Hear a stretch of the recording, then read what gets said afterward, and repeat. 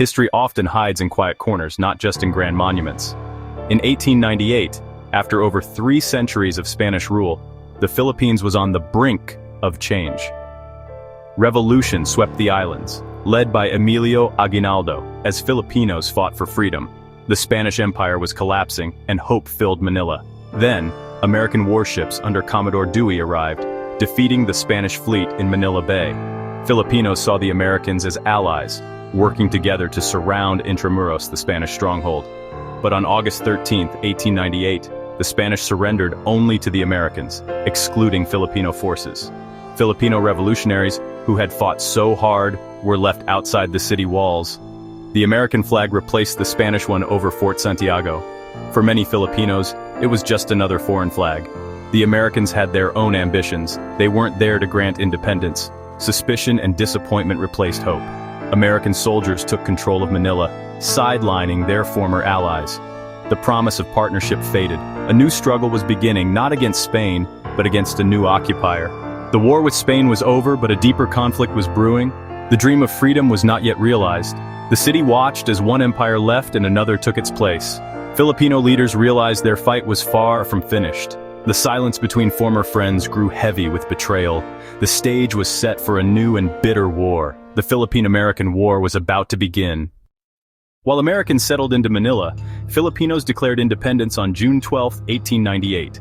Aguinaldo raised a new flag and proclaimed the First Philippine Republic. They believed they had earned their place among free nations. But the world, especially America, ignored them. In Paris, Spain sold the Philippines to the US for $20 million, without consulting Filipinos. Their fate was decided by foreign powers. The betrayal was deep, their independence dismissed. Filipino diplomat Felipe Agoncillo tried to plead their case, but was ignored. President McKinley spoke of civilizing the Filipinos, masking imperial ambitions. America's manifest destiny now reached across the Pacific. The stage was set for conflict, a young republic versus a rising empire. The dream of peace was shattered. The price of freedom would be paid in blood. The struggle for true independence was just beginning. Tensions simmered between Filipino and American troops in early 1899. Both sides watched each other warily, no longer allies. On February 4th, a single gunshot on a Manila bridge ignited war. American forces quickly overwhelmed Filipino defenses. The Filipino army, brave but outgunned, was pushed from Manila and forced to retreat. The capital fell. The government fled north. Aguinaldo's forces tried to fight conventionally, but suffered heavy losses. The dream of a stable republic crumbled. Filipino soldiers lost ground and hope. It became clear they could not win in open battle. The first phase of the war ended in defeat for the Filipinos.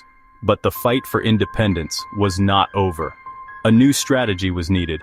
The war would soon take a darker, more desperate turn.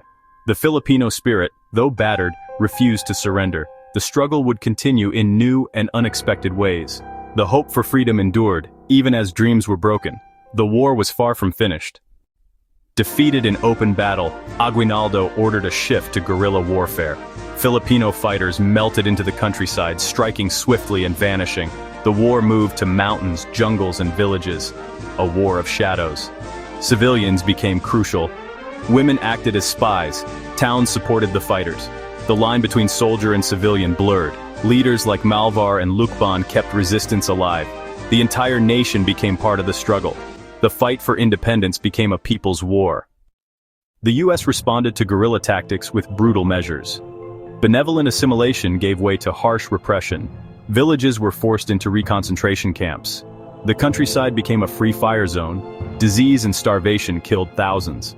American reprisals included burning villages and torture. The cycle of violence deepened Filipino resolve. The cost of resistance was high, but so was the will to fight. The hard hand of empire bred lasting resentment. Resistance spread across the archipelago. In the Visayas, leaders like Maxilom and Papa Isio led fierce guerrilla campaigns. The Balangiga attack in Samar shocked the US, prompting brutal retaliation. General Smith's orders turned Samar into a howling wilderness. The war's brutality scarred communities and fueled further resistance.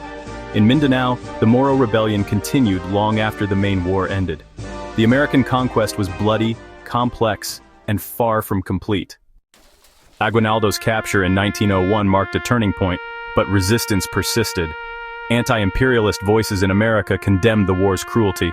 Officially, the war ended in 1902, but violence and unrest lingered. The cost was staggering.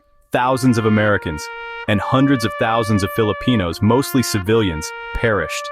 The first Philippine Republic was crushed, but the desire for independence endured. The war's legacy shaped Filipino nationalism and complicated U.S.-Philippine relations. The Philippine-American War remains a powerful, if often forgotten, lesson about the true cost of empire.